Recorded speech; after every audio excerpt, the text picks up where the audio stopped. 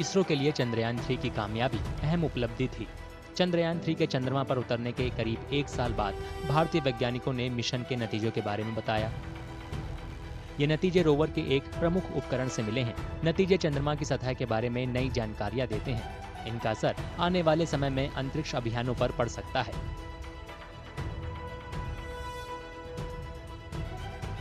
Primarily, we are looking at various elements of the science are following.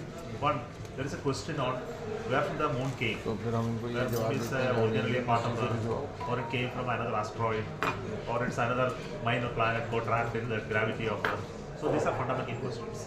Second is whether this moon will give some clue on our creation of Earth itself, and whether this can create a habitable place in the future. So we are trying to understand various aspects of it through the instruments. So I think in 2 days back there was a paper published on the Nature. Chandrayaan 3 के alpha particle x-ray spectrometer ने चंद्रमा के शुरुआती दौर के बारे में नई जानकारियां दी हैं। आंकड़ों से पता चलता है कि चंद्रमा की सतह परतों से बनी है। इससे इस सिद्धांत को मजबूती मिलती है कि चंद्रमा की सतह कभी पिघली हुई चट्टानों के विशाल महासागर से ढकी हुई थी। भारी खनिज निचली परत में है, जबकि हल्के खनिज ऊपरी परत में है। वैज्ञानिकों का अनुमान है कि चंद्रमा पर सबसे बड़ा और सबसे पुराना बेसिन एस्टेरॉयड गिरने से बना होगा। Certain observations have given indications about presence of calcium and few other things on the lunar surface. At the same time, the observations also have given you indication about presence of oxygen.